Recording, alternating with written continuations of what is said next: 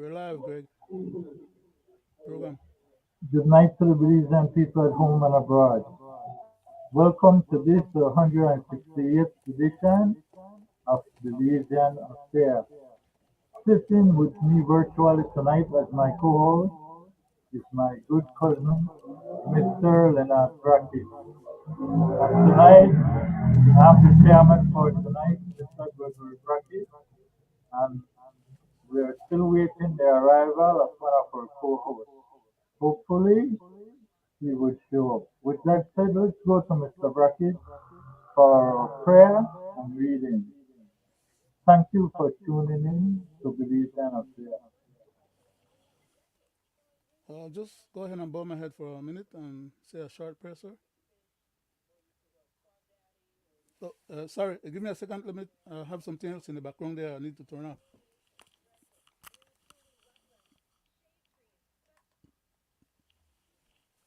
Okay, I'll just bow my head for a second.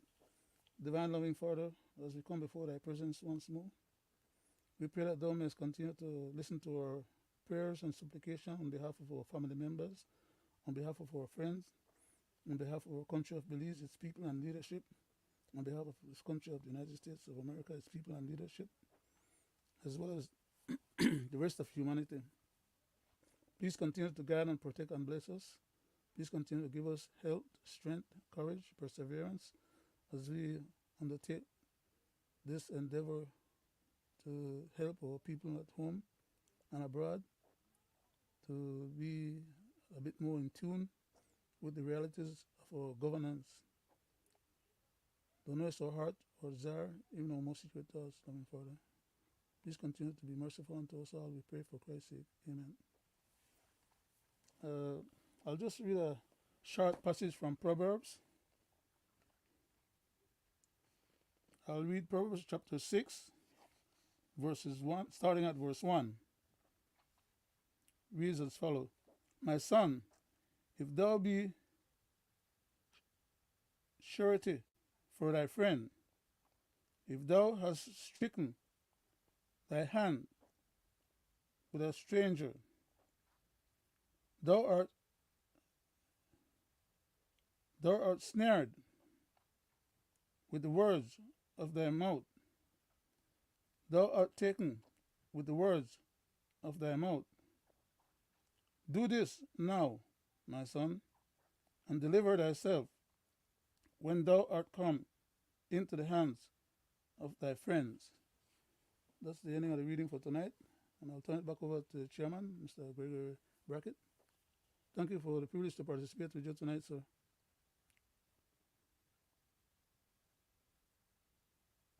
Thank you, Mr. Brackett, for your prayer and your reading. Tonight here on the Belizean Affair, I want to discuss previous actions of the Commissioner of Police. And let's see if the video clip will play. I understand what the security is saying and I give my point of view. I cannot enter. I came here with no intention to enter the hospital.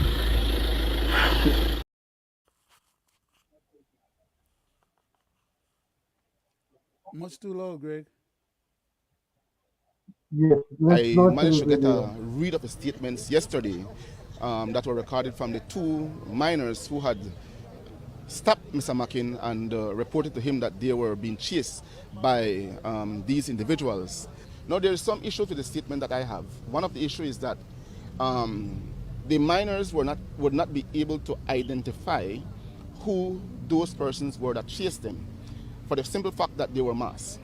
But if we can have some clarity in terms of the type of clothing that the two chasers were wearing, and if we can compare that with the clothing that the young man that had encountered Mr. McKin, then we can say that is the same person. But it is important to note that the same group that that young man was in is the same group that was responsible for the chasing. Whether or not he is one of those persons who was doing the chasing, I cannot say that at this time until we can have some clarity on the matter.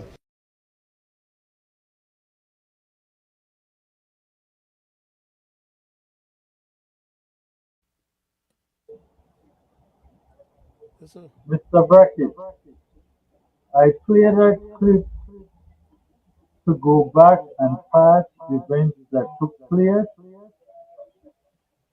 when Channel 7 aired a video of a young man being abused Beaten. by police. We had heard what happened within that. We have heard what the Commissioner of Police had to say, and we have also heard what the Minister of Police had to say. I go to you now, Mr. Brackett, for your input on that. Well, based on the last clipping that you played with the commissioner and the work that they're now trying to do, their investigative work, it appears to me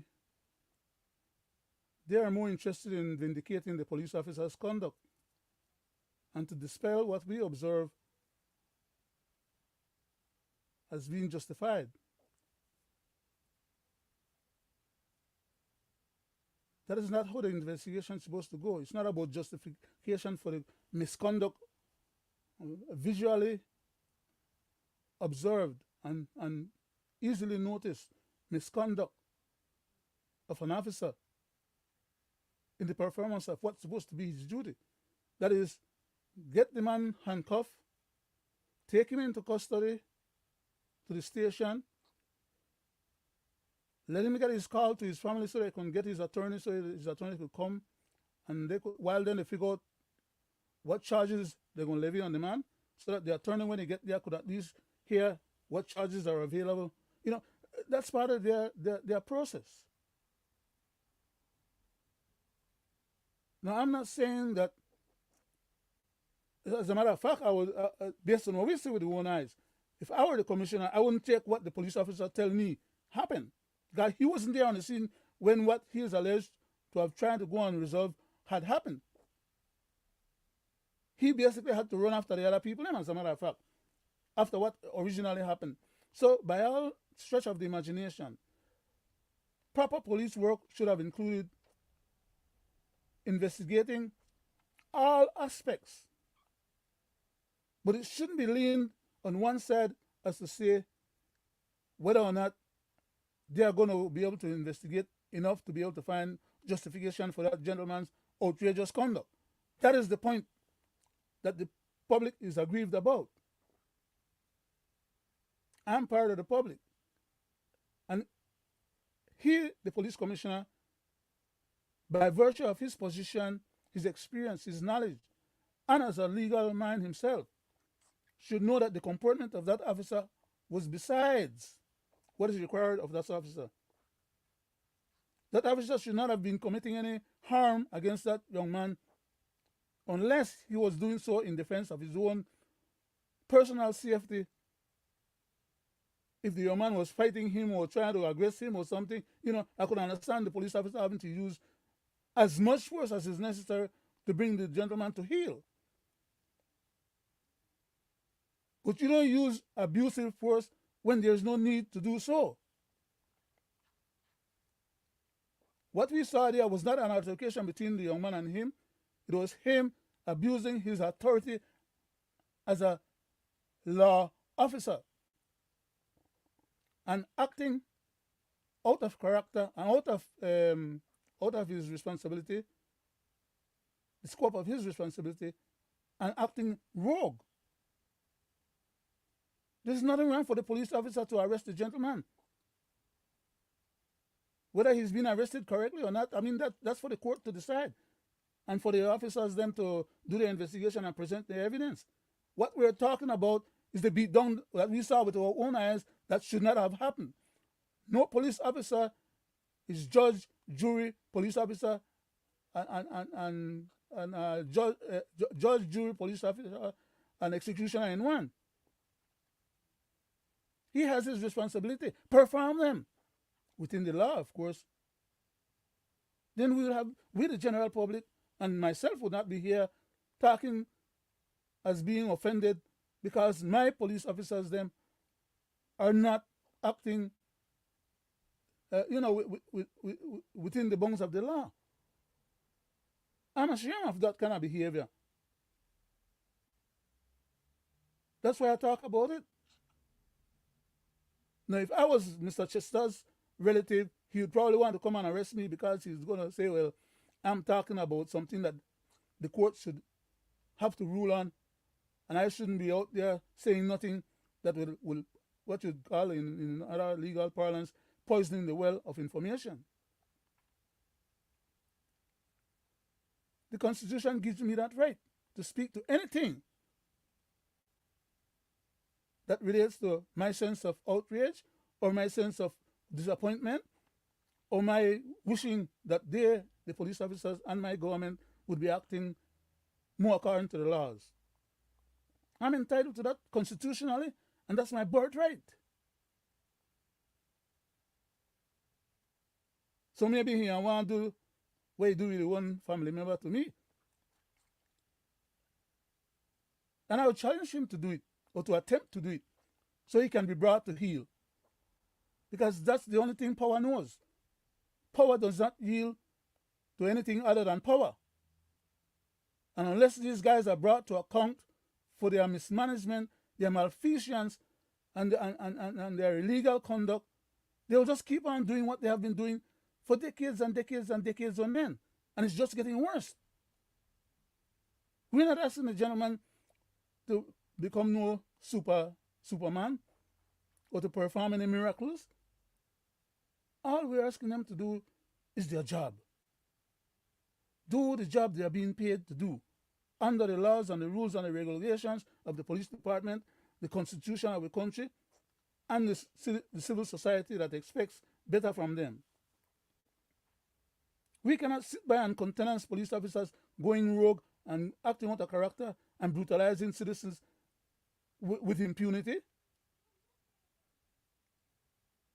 But then they don't turn around and say, well, it's like we don't want the police officers then doing job, or we criticize them every time they try doing job, or, they misconstrue and they mix up things to try and muddy the water, so the water gets stink and nobody wants to smell the water anymore because the stench is too stink. They muddy it, so people left it alone. That's not what we expect of them. We want good governance. We want good policing. We know there are criminals out there. We know sometimes the police have to use force, as much force as is necessary, because that's how the law book describes it. The police are imbued with the power of policing and to use force as is needed. There was no needed force for him to be kicking a young man as many times as he did and slapping him in the head with no gun and make the gun click off. Suppose a bullet may go off while he push the pointer that going on a young man's head. He may say, whoa, it's an accident, or maybe the young man here, maybe the young man did something to him, and maybe he was just trying to defend himself. Okay? The young man just got lucky. And he himself, as an officer, got lucky. So we don't need the police commissioner to be making excuses for him. The police commissioner needs to do his job, which is to take that gentleman to the internal commission, put him on interdiction, and have him go through the process to let him understand that that is not the way he should conduct himself. At least wantonly. Because that was a wanton conduct on his part. The young man wasn't resisting. He was not a threat. Then he turned around and lied, said that the young man had gone, or they told him that the young man had gone. Then why the hell he and turned around, left the young man was supposed to have one gun and gone after the people where they record what he to do wrong. Because he don't want to be caught doing what he damn well know is wrong. So from the get-go, the police commissioner is not stupid enough to be buying into what the young man, what the officer they say. But yet you think that we're supposed to be out here being stupid enough to buy into what he's trying to allege as his process. If that's how he thinks that the process is supposed to go, then he needs to remove himself and give somebody else the job that really wants to do the job. Not just hold on to the job because somebody else, they encourage him to hold on to it because they don't want to put somebody else. As a matter of fact, how long ago now they have been fighting inside of the police department to see who will become the next commissioner? And how long ago they've been going through this shenanigan about him demitting office in lieu of somebody else, and the somebody else that the minister wanted to put in the position is not the person that should have been inheriting the position by virtue of seniority at the time. They have their own nonsense going on back there, and instead of them take care of their business and give it the outcome, which is good governance and good policing, then they try to make excuses for malfeasance and misbehavior. Like I said, Mr. Chester, if you don't want to do the job, you don't need to collect the money from we, the public, under false pretext that he's occupying a position for which he needs to be paid. The position required doing a job. Simple. Do your job. Have your subordinate do the investigation and do what they need to do, and stop to try to cover up craziness. Put people on interdiction that needs to go on interdiction, or get rid of them both out of it to make everybody else not get contaminated. Because I know everybody to behave that kind of way, but enough of them to behave that kind of way there to the point where nothing they happen to the one where they behave like that, therefore the other one and take it and pretend that, well, nothing will happen to them either. And that's what spoils the whole country, because then everybody will have them picnic where they get abused, and somewhere or another at some point in time they want to grab the law into their own hand and take their own justice. That's another country where we want to inherit from the kind of knucklehead misbehavior here. I'll deal back for right now, Mr. Chairman. Thank you, Mr. Brackett. But it goes beyond that for me. I asked the question once before, who is policing the police? And the reason I asked that question because people at home and abroad, we have a law for cyberbullying. We have a law for any individuals who post on social media fake news. So what happens when we have a public official or minister or prime minister or a commissioner of police posting fake news? Who is policing them? Who can charge them? Or how can they be held accountable?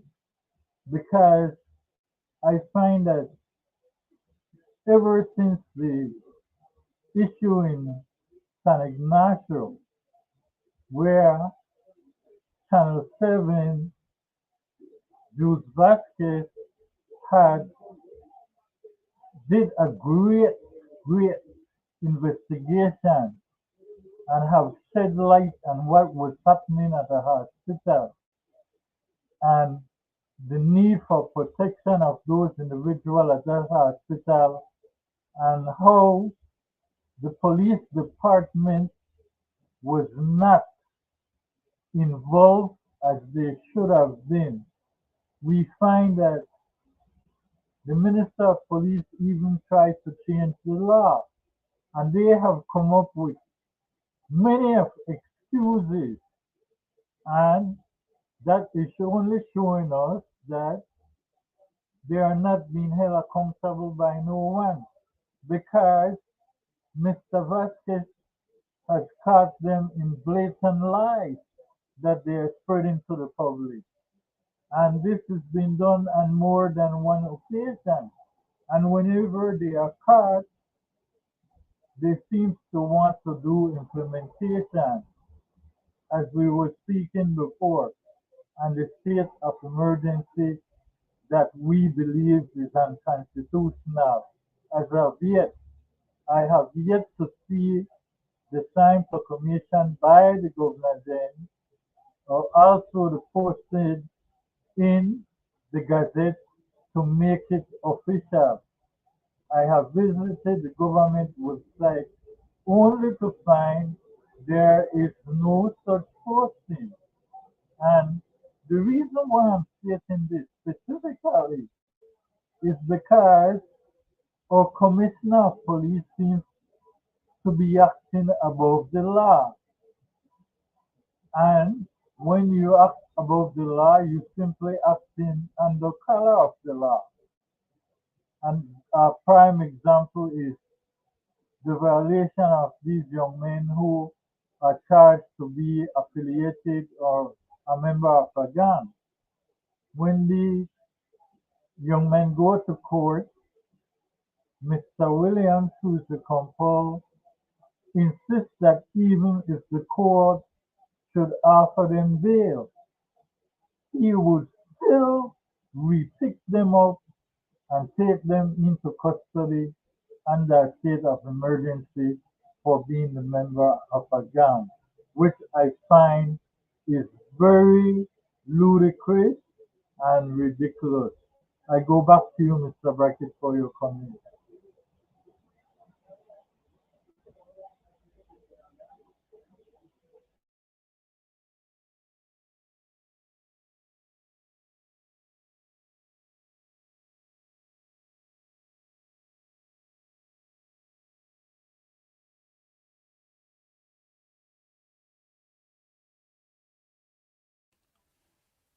I was speaking a minute ago and forgot that I had put myself on mute, so I'll just repeat what I had to say. As regards to what the commissioner is stipulating, or had stipulated before, and is now attempting to implement, which is he stipulated that if these people get judicial review and a judge were to give them back their freedom by allowing them to have I'm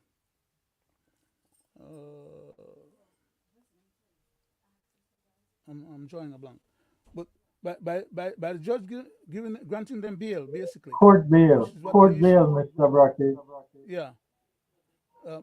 What he's saying is that when they get the bail, he will just go and grab them and pick them up again under SOE and keep them for another 30 days. The man is talking like a ludicrous simpleton. And he's not a simpleton, by the way. Because no simpleton can pass no law course, the law school. They could go to law school if they got the money, but they can't pass no law course, the law school. And the man came out of law school apparently accredited correctly. He hasn't gone to the bar that I'm aware of, but that doesn't take away the knowledge that he was supposed to have acquired in law school. That is to say that as a lawyer, and even as a police officer, no police officer have the authority above the court to overrule a court ruling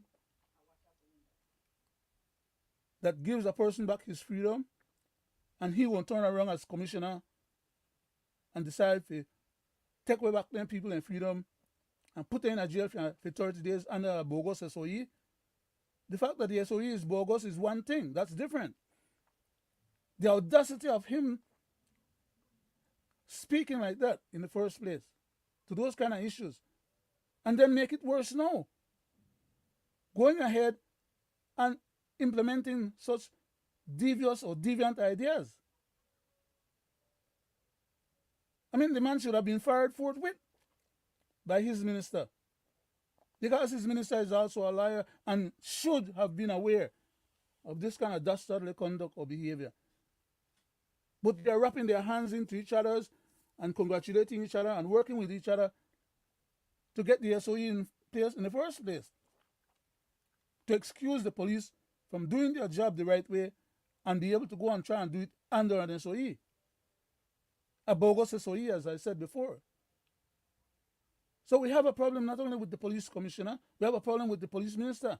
We have not a problem, but many problems with the police officers then. I'm not saying all. I hope nobody imagined that that's what I was attempting to say or that I actually said. Because not all police officers are rogue.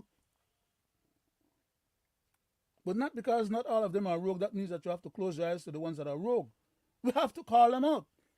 And the police commissioner and his people have to do their job and get control of these rogue officers and either get rid of them totally out of the force or, as a minimum, discipline them.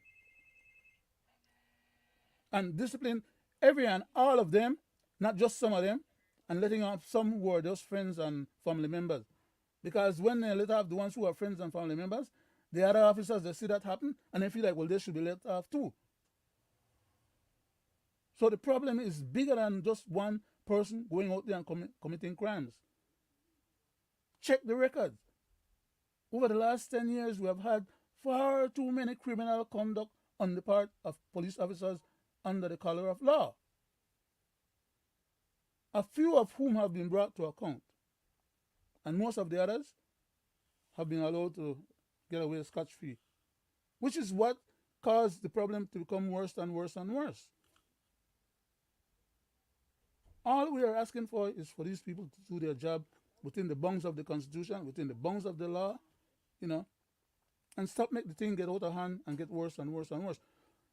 When in Belize, did you ever heard in the past that any Belizean, born Belizean, by the way, go and shoot up any police station, or go shoot up any police commissioner's house, or go shoot down any police officer, or chop any police officer, or want to have confrontation with any police officer? That is not the society that we contemplate. That is the society that these idiots are now delivering to us. Why? Because of malmanagement. And they're going to be vexed with us for complaining about what's going on? Take a hike, man. I yield back, Mr. Chairman. Thank you, Mr. Brackett. But then again, as I said before, you cannot have a good police force when you have a commissioner of police who is not acting under the color of law. So I believe that it's time for the people of Belize to show that they are not in support of the Commissioner of Police as well as the Minister of Police. Because as I said before, the Minister of Police, the Commissioner of Police, and also I believe the Prime Minister has been caught on more than one occasion in lies. And there is no one who is there to hold them accountable. We have heard the Minister of Police in the House specifically speaking about how they intend to solve crime using advanced technologies and CCTV cameras, but yet he's going after area representative Mr. Faber because of an issue that happened around his house. Not to forget that there is a camera right on top of a lamppost in the area where the incident took place. So what are they telling the public? We are purchasing these cameras that you say you're using, but they are not working? Or are we putting on lamppost fake cameras? This is what the public should ask, and this is what, I would love to know. Because if you are using that as a form of fighting crime, but yet they are not working, then something is totally wrong. I go back to you, Mr. Brackett. Thank you very much, Mr. Chairman. If they are using the cameras to get information so that they can do their investigation or follow up on their investigative efforts, nothing wrong with that to a certain extent. Now, to start with, putting camera as surveillance in a society that intrudes on people's basic civil rights is a false pretext. You cannot commit a crime against the society in order to solve the crimes that you as a police force are not doing your job with. So you're coming right back to what I just said earlier. Do their job. Even with cameras, they're still not doing their job. So I don't want to hear about no cameras that are, in the first place, abusing people's civil rights. We're not a surveillance state. We're not a state where surveillance to that degree makes that much of a difference. That you have to violate everybody's, all the public right in order to catch one or two knuckleheads that you claim that you know who they are. Haul your butt and go do your job and get them then. Stop infringing on other people's rights. Nobody's deserved to be living in a surveillance state where everything you do out on the street, they can gather information on, and they don't use it to go and fight no case or increase their numbers of conviction. Like you said, they use it against Mr. Faber. Who is Mr. Faber? One of their political adversaries, right? So they're doing surveillance for mischief-making purposes. But when they want to put the surveillance camera, when they want the money to buy the surveillance camera, they come out and tell the public about all the possible good benefits of doing so, when in fact, it's only a means to violate people's rights.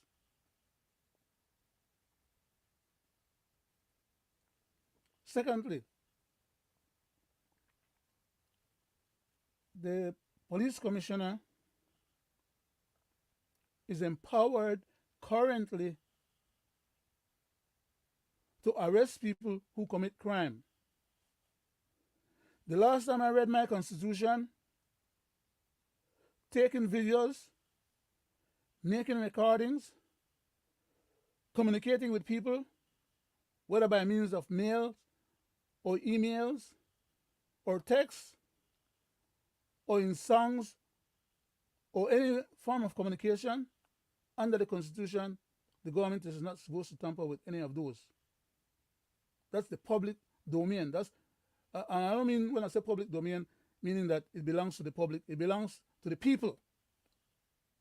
There's a difference between when you talk in legal parlance about public domain and people's privacy rights. Two different things.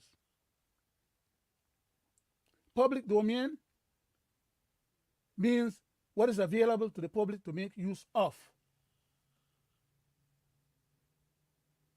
So anybody in the public then can have access and use to that public domain asset. Whether it's provided by the government or it's provided by an institution, a local one or a foreign one, or provided by the local people or foreigners, whoever.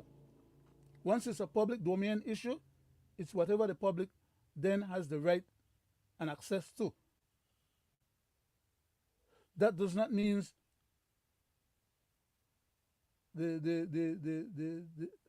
a right to people's privacy or privacy issues or privacy assets. The government has no right to people's bank account, knowledge and information about people's bank account, their banking activities, how much they put in, how much they take out, where they get the money from, who they give it to. That's no business of the government. And yet, we knucklehead government officials, they allow foreign entities to stipulate laws that allow the foreign entities to have access and knowledge about people's private banking procedures and processes. In fact, they write procedures for it, that if the local banks don't comply, then we have an international banking crisis. We also have a money problem. Why? Because they claim that they want to stop people from laundering money. But the people when they go after are people who deal with only $10, $15, $20, $30, $50, $100, maybe $1,000 at the most. And then there are the people where they get harassed morning, noon, and night. And the people where they do the big money movement, no, you don't hear one peep. As a matter of fact, they move their money so easily that they can afford to suborn some of the people who are supposed to look after them and make sure that they don't indulge in that type of behavior. Then try pointing finger at the little man. You think of the talk stupidness or just the talk because I'm going to appear a lip on my face and give you a big one. I can recall a couple of decades ago when Mr. Ashcroft Belize Bank could not find money for local merchants to have foreign exchange for them to go and procure their goods from abroad. And you had to go to the central bank and get a special permit in order to get your money to go and do your shopping abroad. I'm talking about the merchants. And even some local people that wanted to make a trip to the States and they need a few $100 US so that when they come to the States, they have the US money when they could spend, because they can't spend no Belize money out there. So when you see where they go with this, another talk through the top of my head. I know what the hell I talk about. And I could go from the big man to the small man to wherever in between. To ministers, as a matter of fact.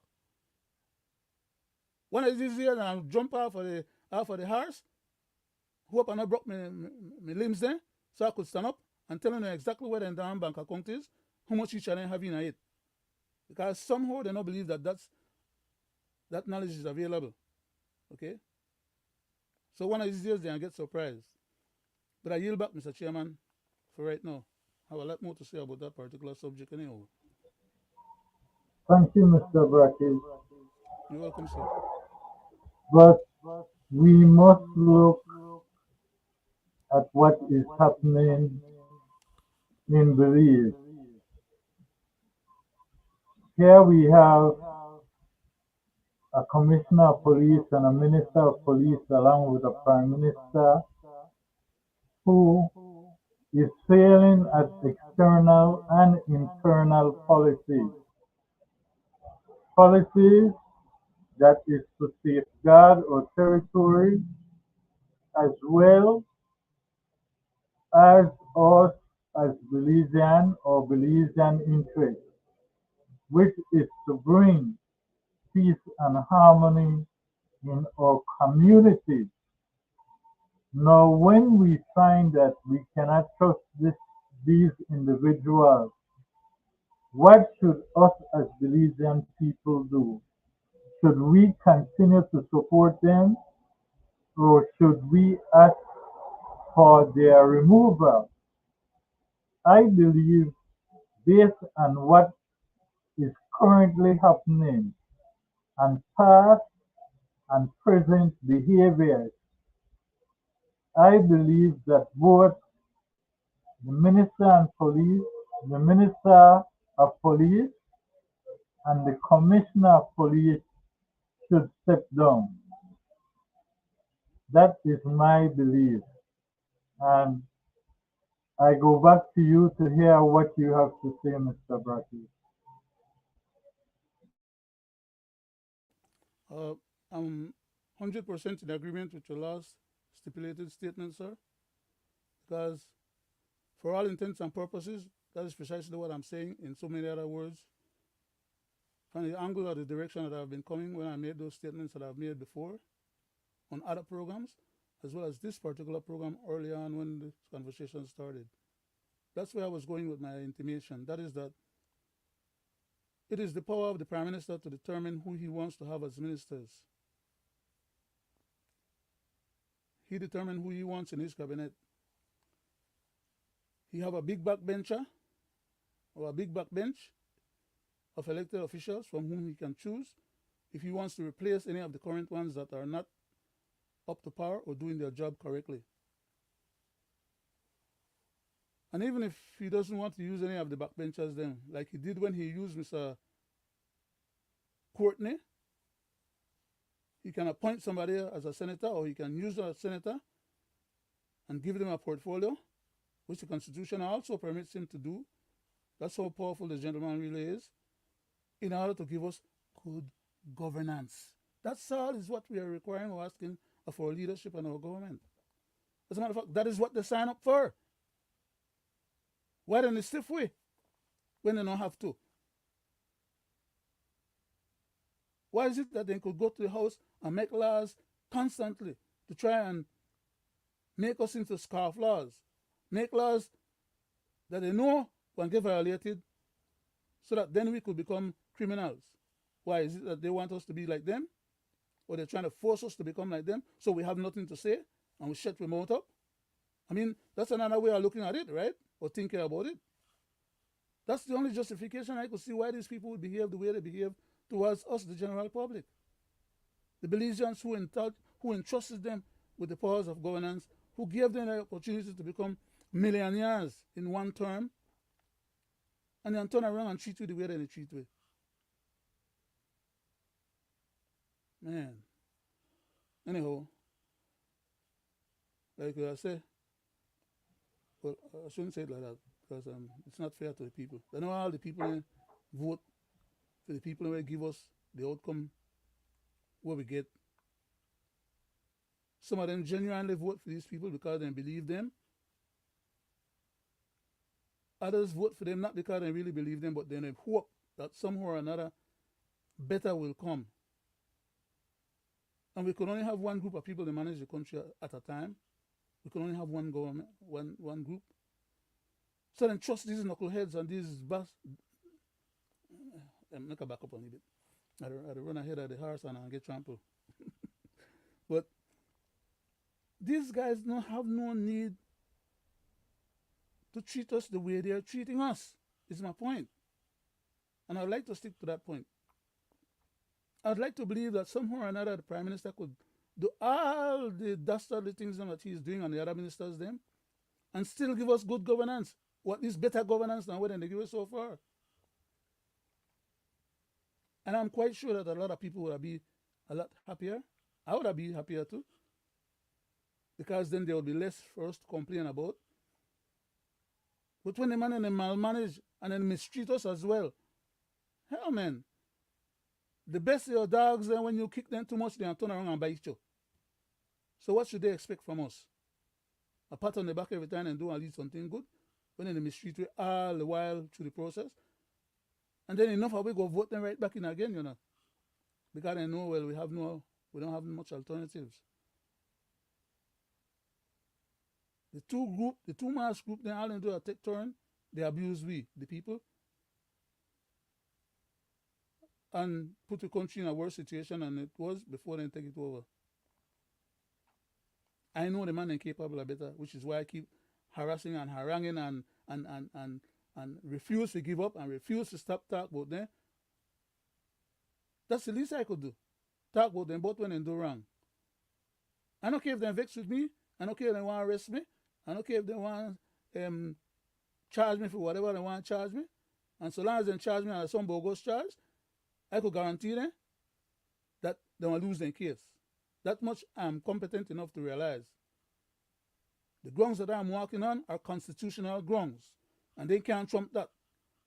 Even with all them bogus laws that they're going to make, they can't trump the Constitution. We only have one Constitution at a time, and that is my defense. That's my bulwark. That is where I stand on in terms of where I'm coming from, why I refuse to yield or cease and desist my advocacy, and to demand that these idiots comply with what we, the people, deserve to get as good governance.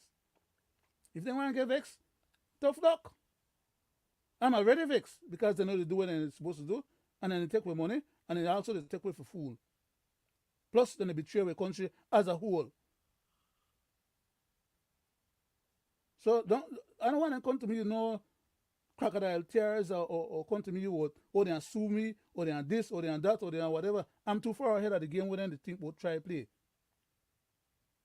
And if they want to get physical with me, then that's a different ball game. All others have failed so far. I'm still here standing and still moving on, and expect to survive all of them, but so long as there is breath. Mr. Chairman, I yield back, sir. Thank you, Mr. Brackett. You're welcome, You sir. know, as a Belizean and Belizean people at home and abroad, we really have to look at the situation that our country is in. Right now, we are looking down the ICJ and That's only one. we That is only one. that is the only one. But I'm saying that to say that we can just go back just recently and think about why there's a Senate inquiry. Then we have to Okay. look at a There's prime another one. minister That too. who is in denial, who said that he didn't start a definitive agreement. That are Then three. in a Senate inquiry, you have one of the main actors saying that he had sent it out to them. And then we can go beyond that. Four. Just Five. listening to what the Prime Minister said about the lead attorney who is supposed Six. to represent the lead. And the list goes on and on.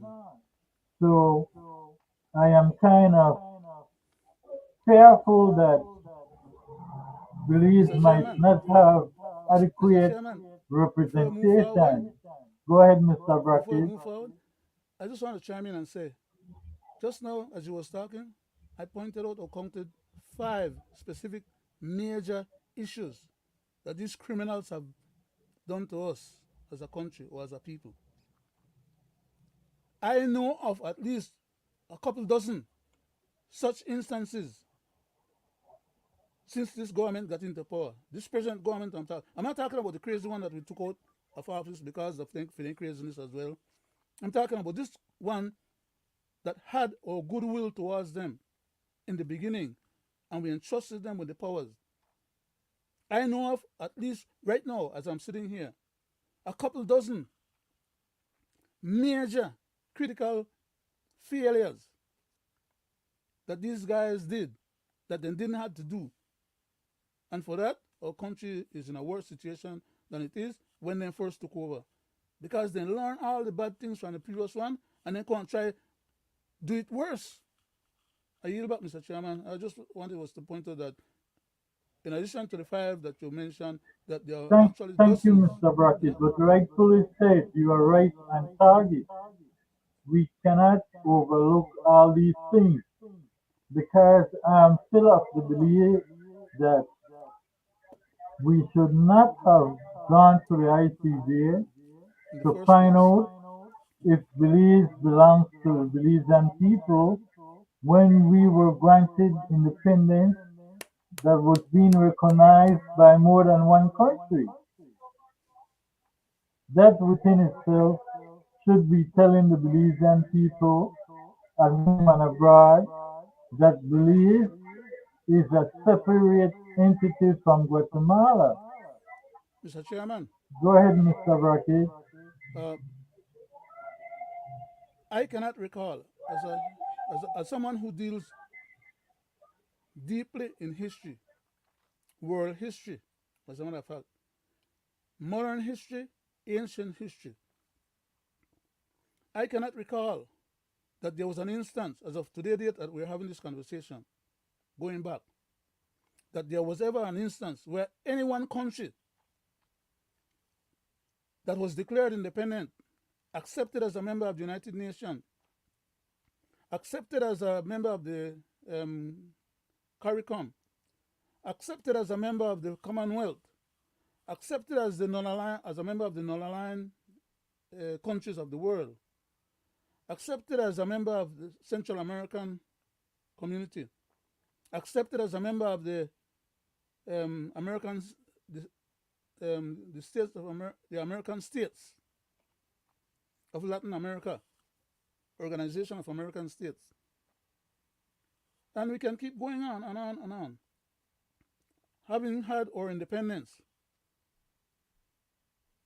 and we treacherous rulers then knew that the government next door to we, who was claiming our territory, had no foot to stand on, and could not and would not and did not have any interest in pursuing the original treaty that validated our existing boundaries, but that for their own treachery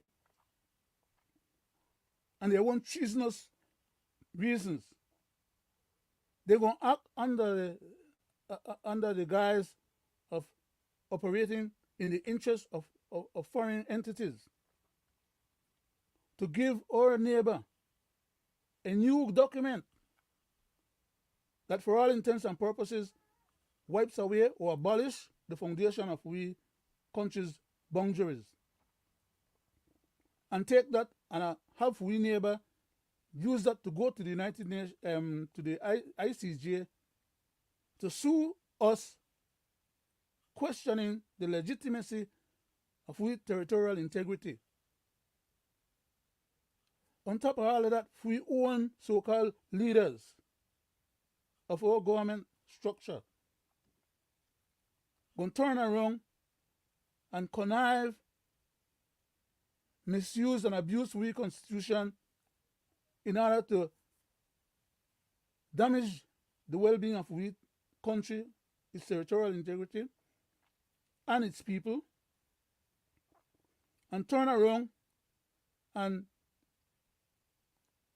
alter we constitution to serve the interests of the foreign powers, and then turn around and say, well, that we the Belizean people decided.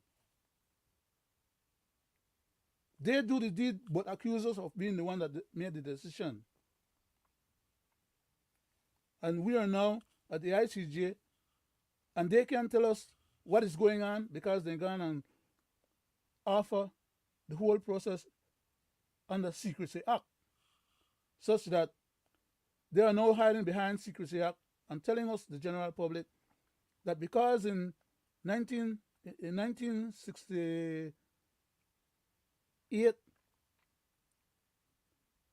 what they were trying to do to us was expose, and the whole country rebelled, that no, they can't tell us, they can't expose nothing, so that we don't get to rebel. Because after the deal is done, it will be too late for us to rebel. That's the situation where the people didn't have us in. To the point where when I turn around and say, well, we don't have no border. When we pay the man for be foreign minister. That's the kind of ludicrousness where we Belizeans deal with. And apparently, the majority of us are quite, satisfied and willing to run, go along with the process. I yield back, Mr. Chairman, because I'm getting a little hot under the collar. And I don't want to disrespect the show or disrespect myself, you, or anybody else.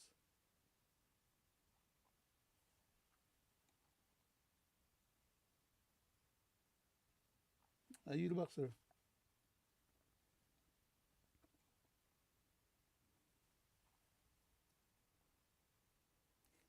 You're muted. I can't hear nothing. Thank you, Mr. Brackett. You're welcome, sir. My apologies for that. No problem. Based on what you just said, I can only look back to the former Attorney General, the former Foreign Minister, who went and signed those documents, turned around and said we didn't have a border, not recognizing the resolution that was passed for us to get our independence. Past and present government being in denial, misleading the people that because we are minority in comparison to the Guatemalans and the British had left, they can invade us at any time. In denial, not telling the public that our independence came under the Commonwealth, and we had billions of people in the Commonwealth willing to stand up and defend our country. And up to today, they are still in denial, and I can hear them saying that. But I want the people at home and abroad to understand Belize is not a full independent country, because if we were, we would not have a head of state. With that, I turn it back to you, Mr. Brackett. And I'll clarify further the point that you just brought. That is to say, I made a comment quite a few times now to different people and in different circumstances. And in some instances, I put that comment in the form of a question to some people. And most people should be able to recognize the situation, as it were, as you described it just now. It's not too hard to recognize that. That is that we Belizeans do not have the ability to elect one head of state. What does that say for us?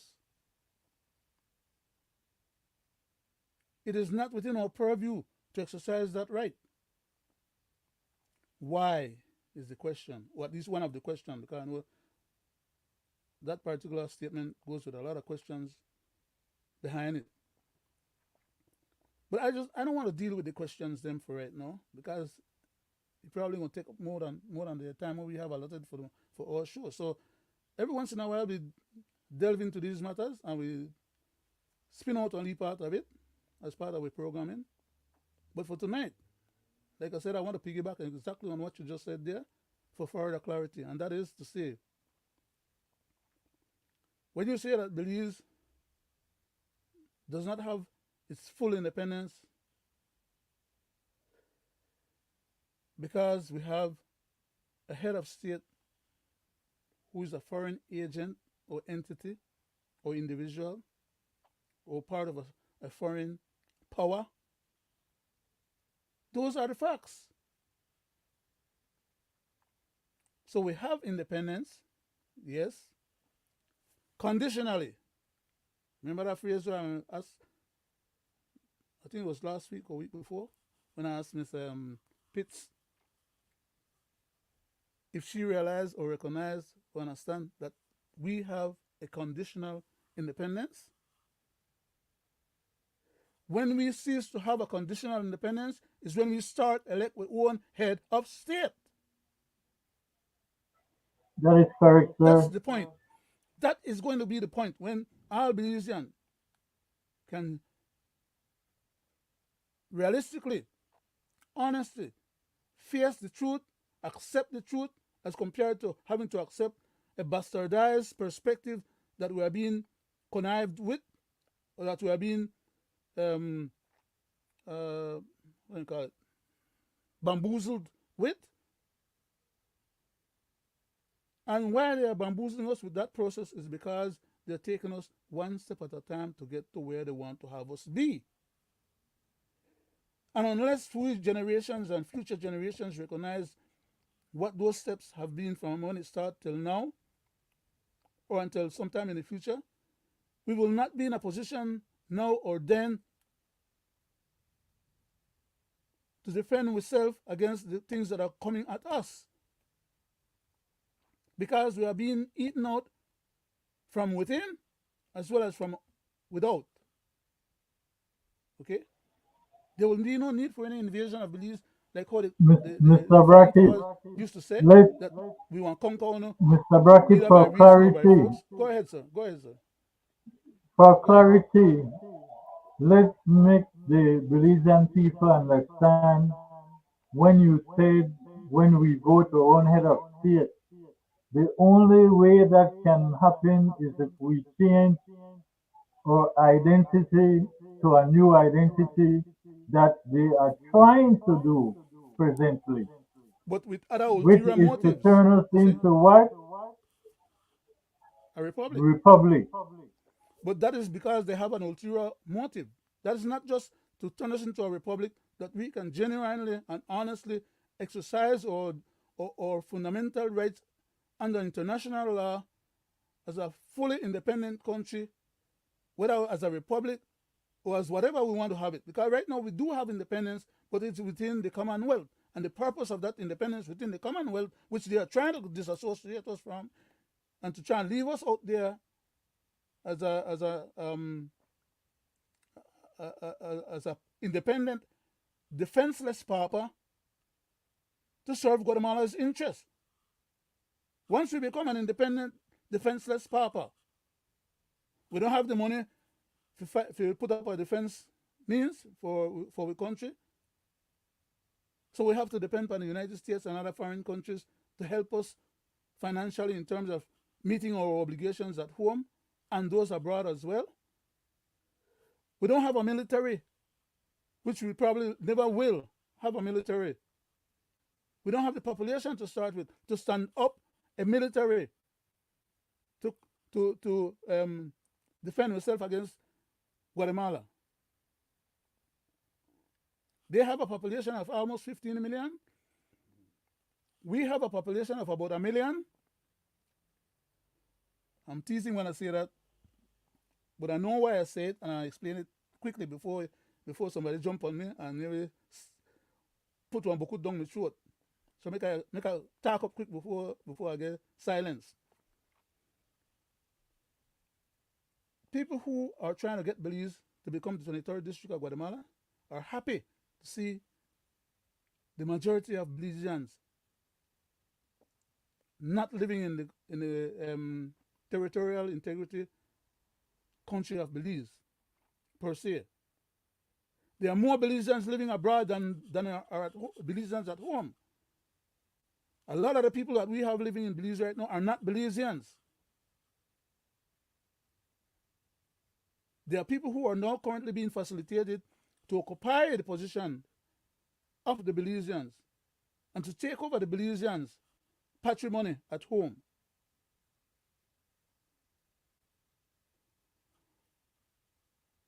In Belize proper, you have about 480 to 500,000 people. Okay, that's 500,000.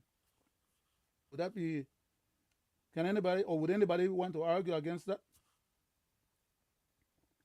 I don't think anybody could stand up to argue against that because I know where the numbers are, and I could put them out in detail as well. My point is, if we have about close to 500,000 people in Belize, and we have over 600,000 Belizeans abroad, all over the world, by the way, majority of them in the United States, but over 600,000. Okay? The question will be, how do I come up with those numbers? Why am I spewing out numbers or saying things that I can't back up? Find out first who I am. Then you don't have to ask irrelevant questions like those. Secondly, because I know why I say it like that in such a facetious way is because I've dealt with enough people who's supposed to know better and supposed to have been competent enough to hear what I have to say and have some credence in what I'm saying. Because some of them know who I am, know what I do, and my level of competence in terms of these particular issues. I want to stick with the point though. That is that there's more than 500,000 Belizeans abroad. More closer to 600,000 than 500,000.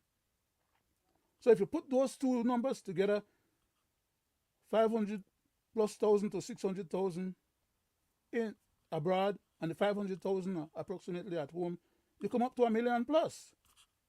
Whether it's 1,000,001 or 1,010,000 or 1,000,000 and a few thousand or 1,000,000 or whatever, you come up to 1 million plus. So when I say to you that we have more than 1 million Belizeans, but Guatemala have 15 million, so we will never be able to stand up an army big enough to fight Guatemala man to man. That's basically where I was going with the point or the proposition. But that makes we leader and quaking and boots recognizing such reality. We can't fight the Guatemalans. But neither should we just roll over and play dead and have them walk in our way and just do what they want because we are their 23rd district. Crap.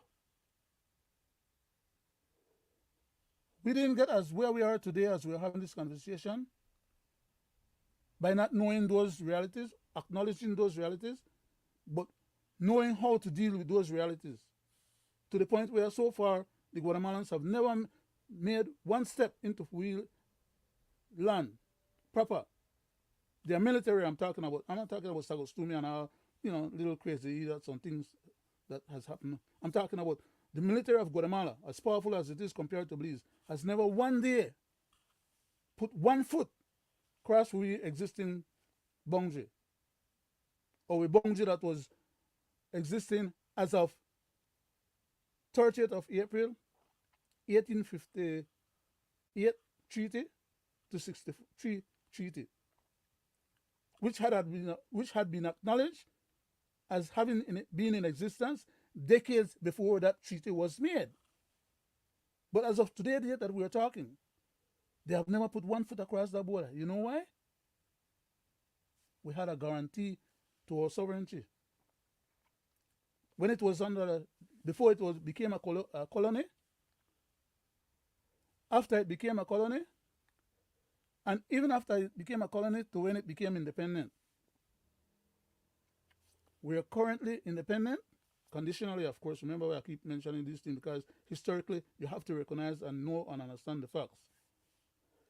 The United Nations told Britain that based on the Belizeans' demand for independence,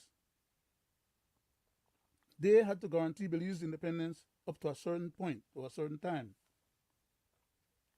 That time could never come where Belize will have enough population to have a guaranteed enough independence to hold their guaranteed independence on their own accord.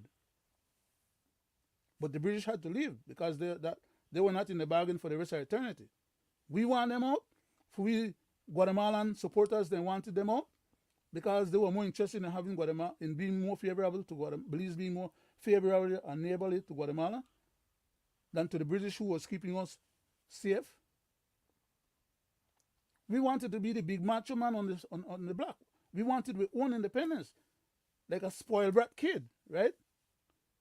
Then grow up at home not paying attention to their parents or learning or doing nothing to help themselves, other than just stealing the money when they could get all the money out of the little jar, somewhere hidden in the kitchen, and that make them happy enough. And at the end of the day, they start throw tantrums.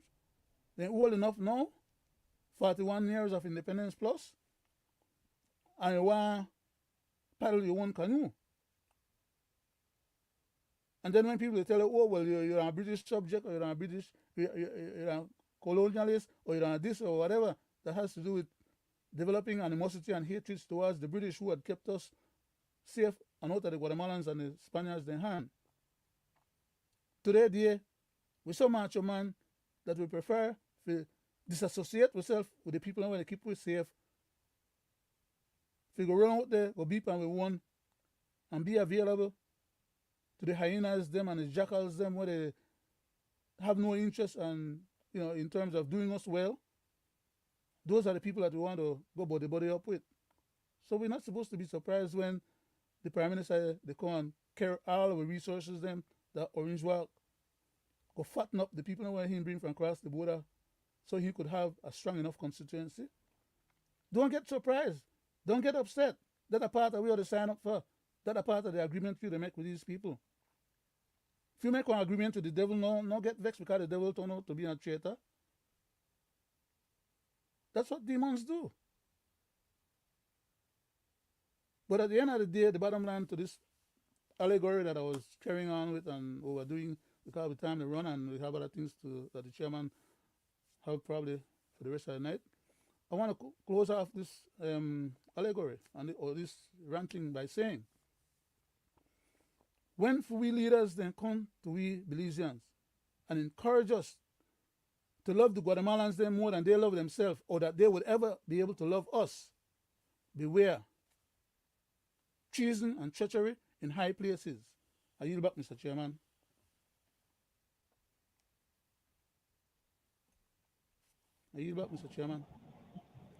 Thank you, Mr. Brackett. But also, let's not forget that we have our own government who is trying to turn us into sovereign citizens against the state. Mm-hmm. And I would only hope that the people at home and abroad has a clear understanding that even when the Guatemalans wanted the British soldiers out, and presently, or present government, they had left, we still have ties, and we will always have that ties with us. as Commonwealth. That is the reason For the fast and why bargain. anyone who is born in the Commonwealth and comes to live in Belize after a year can vote in our election, just as a natural born Belizean. That That's is part of. also to specify Oh, sorry. that Belize is not independent, Exactly. That's what I that was we putting have my a head finger of state. to say. That Go is ahead, part of sir. the fast and bargain and the price we pay as Belizeans to not have with full sovereignty in terms of a full sovereign state and sovereign people, because to have sovereignty in words is not the same as have sovereignty to territorial integrity. And whenever we have people who are treacherous enough to exchange the idea of sovereignty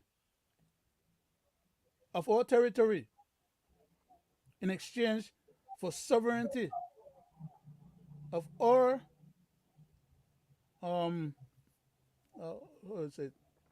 There are two ways of saying it. Okay, if somebody promised you that yes you are sovereign or you could become sovereign, you could control your affairs but not your territory, you can be independent, you can write all the laws you want, but you can't vote for your leaders. Well, in particular, you can't vote for your head of state, which is where the crisis really is as of today date when we're having this conversation. And you cannot overthrow your head of state unless you commit treason. You're in a situation where your head of state under the Commonwealth still exercises the power of the state, and the executive power of state still resides in the head of state, which is delegated to your governor general, who then allow your ministers them to exercise the powers of the governor general, without which they cannot run the state. That is what you call a conditional independence, my brothers and sisters. Is that a little clearer now? Hence the reason for the question that I asked a few shows back. I hope from tonight's program that you have presented, Mr. Chairman, and the points that you have brought forward and we have discussed here tonight will elucidate some of our Belizean people at home and abroad in regards to truly what is it that ails our country.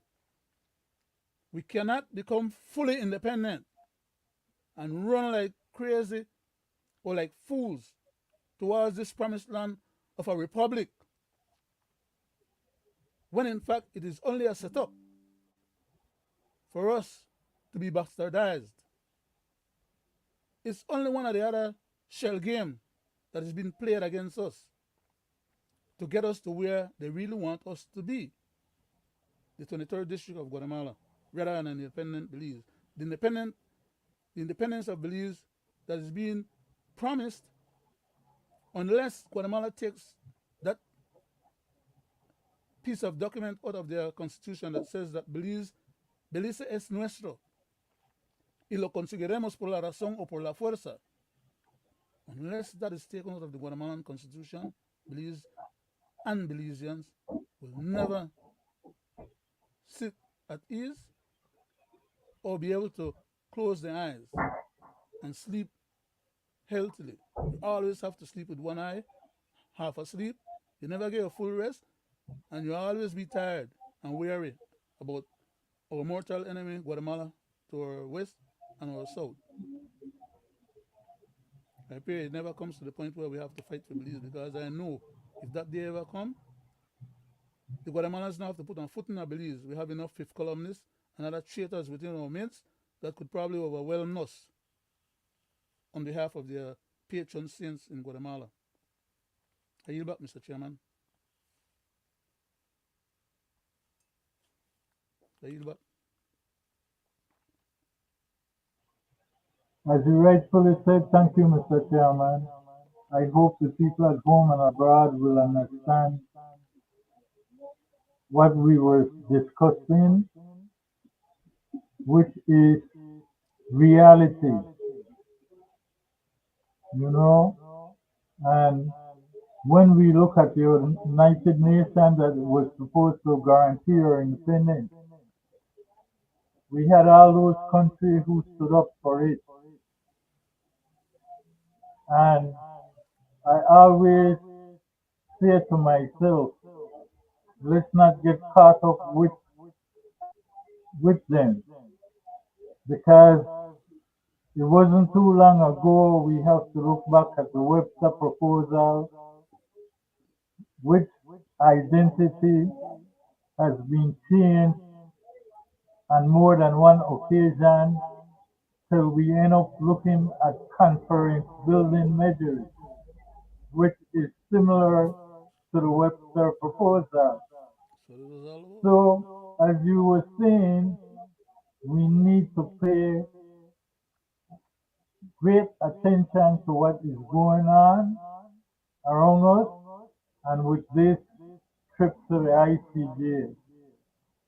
I turn it back to you, Mr. Chairman. Thank you very I much, turn sir. it back to you, Mr. Brackett. Yes, sir. Thank you, Mr. Chairman. I wish somehow or another our people wouldn't be under such economic strain to the point where just surviving from day to day is the critical process by which people live their life. They do not, I shouldn't generalize, I should specify, as a matter of fact. Some people should not be in such a situation, such dire straits, to the point where they can't reflect on these wider issues that you and I are discussing tonight, or spend time to teach for their upcoming younger generations some of the subtleties of these issues. Because one day we will move on, and it is for those who are left behind to hold the fort until others come to rescue. But in the meantime, we're going to continue doing a little bit here. We know it's a little bit. We know it's not enough. But there's no option for cease and desist or efforts. Because all that we do is make the task that's much bigger, harder, and more difficult for anybody or anyone to succeed at the agenda of keeping ourselves away from our mortal enemies. Because our mortal enemies are not just those that, as I said before, who are outside of our country's boundary. Our mortal enemies are some of the same people who are working on behalf of those outside entities. They are operating as captured agents on behalf of those entities. But they are so close to us that they can be like a silent rattlesnake. You know, everybody know how a regular rattlesnake is or does, right? He rattle before he strike you. But on silent rattlesnake that the rattler, that the snake gonna have on a rattler, yeah, strike you any kind of way anyhow, without any warning. And those are the ones that are closest to us, that could strike us without any warning, and we wouldn't even know the difference until after we don't get strike or bit. Why? They're silent. They're like a friend. Some friends can be better friends to your enemy than they will ever be friends to you. Think about that one quickly. I'll explain it. The United States is a friend of England and will always be a better friend to England than the United States will ever be a friend to Guatemala.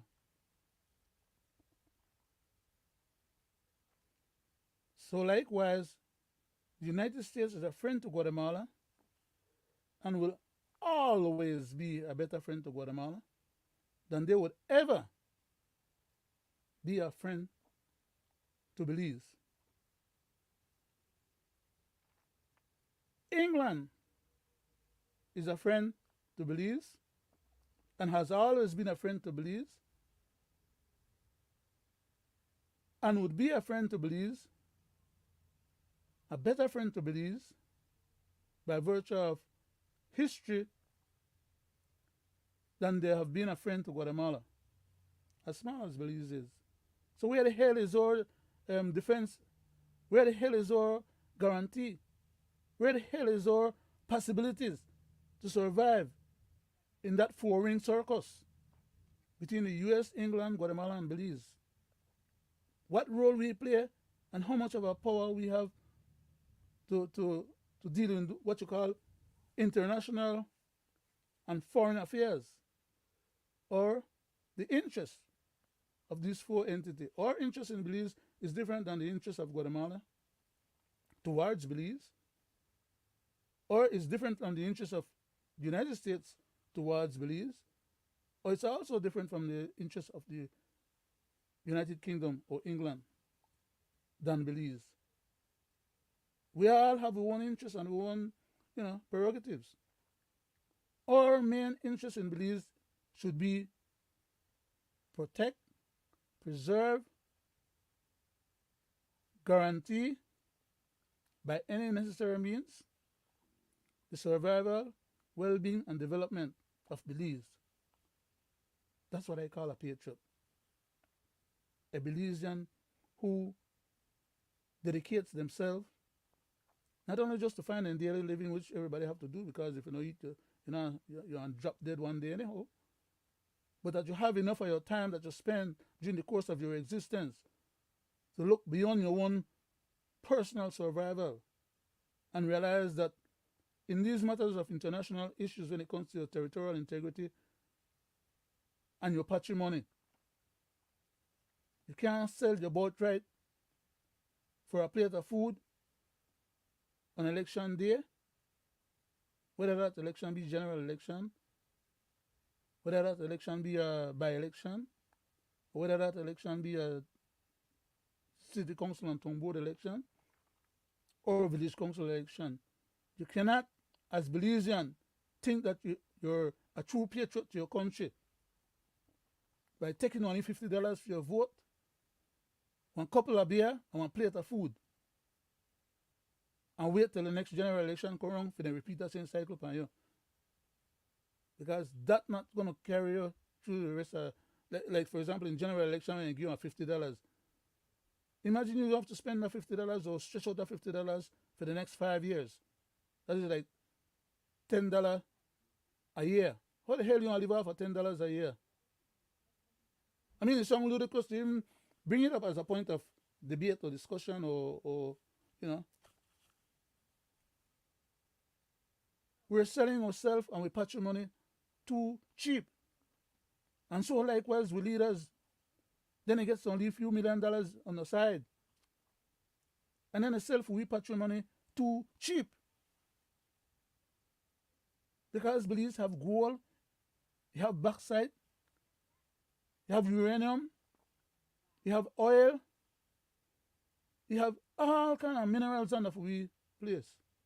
As a matter of fact, when it comes to the oil, we are sitting on the main vein that runs north-south. From all the way to Canada, all the way down through the Midwest, through Texas, under the Gulf, over Cuba and Mexico and Belize, all the way down through the Caribbean, all the way down to Venezuela, who has the largest reserves in the world, known reserves in the world, all the way to Colombia and beyond. Belize is sitting smack on that vein.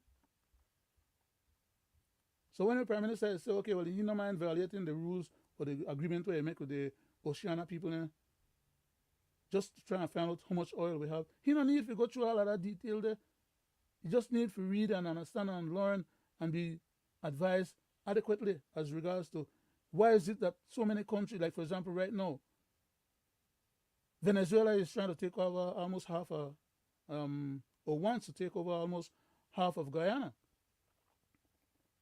because of the known reserves and the other unknown reserves that are there. Why do you think that company that came to Belize the other day, some capital something, they were over in the Guatemalan side doing an analysis to try and extract petroleum from over there. And they brought their equipment on our side of the border into the Tamash area and had a problem with the indigenous people down there because of that and with the government of Belize. The end result is that they know more than what the Belizean government know. And a lot of other oil companies who come and sell in the prospect, they're not going to search for nothing. All those reserves are known reserves. People don't have to go in on a boat, go exploring at the sea. They don't have to come to the land, equipment. For long time ago, they used to use dynamites and things. They don't have to do all this kind of crazy stuff. No, all they do is send the satellite above your head, and they could map all the natural resources them in your country. And these matters are known, not to us Belizean, of course, because, we're not supposed to be on that level. But I work at Bechtel Corporation, nuclear fuels operations, which was part of a division of Bechtel under the mineral and mining division that does pipeline and petroleum extracting and transportation and development for Saudi Arabia in the 80s and the 90s, and for many other places. In fact, there was a thing that we used to pass on in the company up at Bechtel headquarters there. We used to call it our oil, meaning American oil, right? The area used to cover Saudi Arabia, Kuwait, Emirates,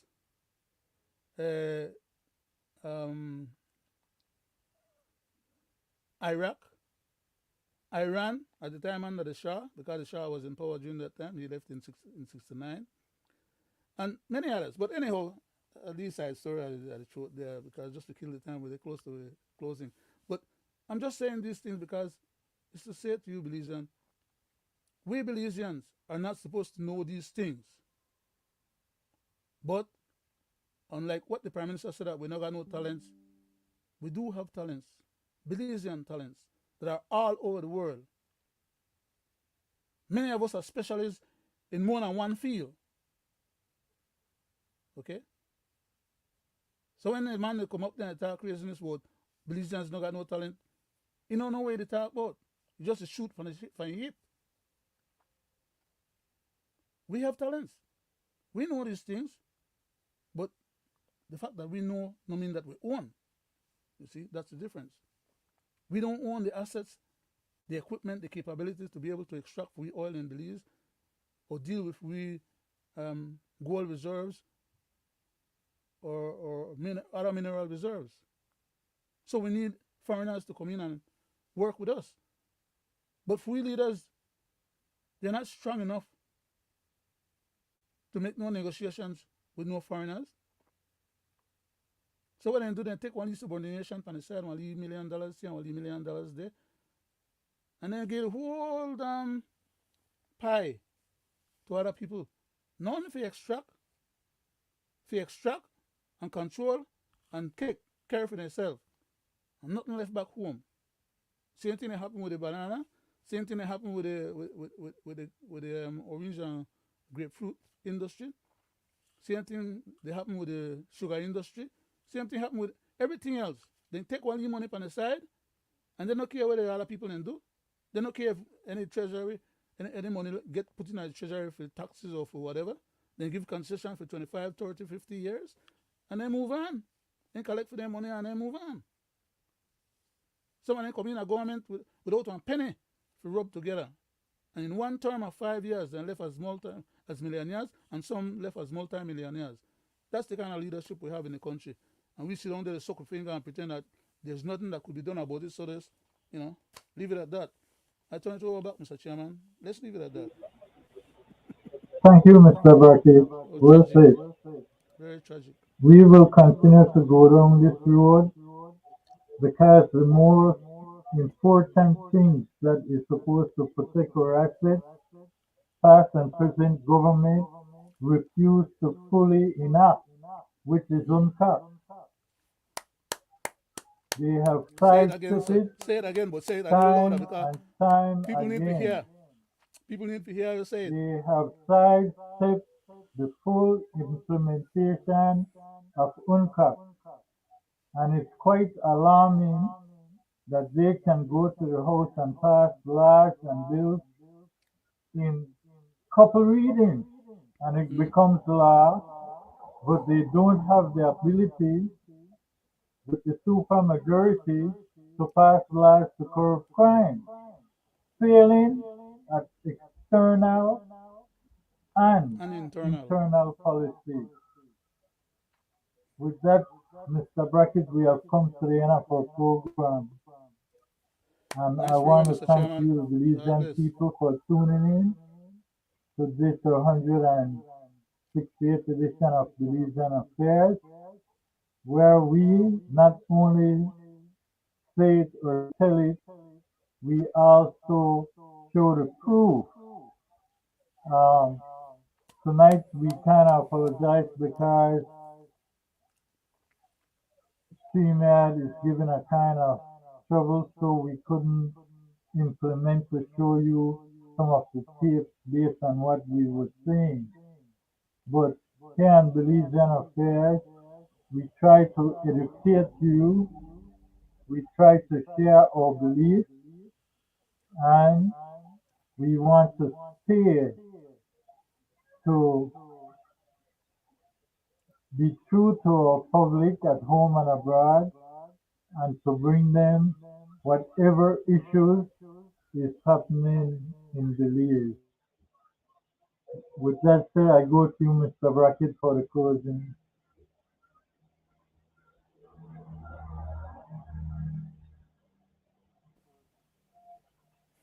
I'm sorry. Just a minute. Did I? Oh, I just want to say for the closing that I'm appreciative of the fact that we had this program tonight, and Mr. Chairman, the topic that you choose for the night, and I'm hoping that those who tune into our programs, whether it be tonight or tomorrow or any other day of their convenience, may benefit, may derive some public benefit from our endeavor or efforts. I just want to say good night, Belize and Belizean. Thank God for the privilege to have participated. Back to you, Mr. Chairman, for the closing. Mr. Wade had called in just now, and I was trying to. Well, he left he said, "Good night, guys, and thanks for informing the people truth." With that said, Mr. Brackett, again, I would like to thank the Belizean people for tuning in, and I hope you will come back on Wednesday. And with that said, I would like to say good night.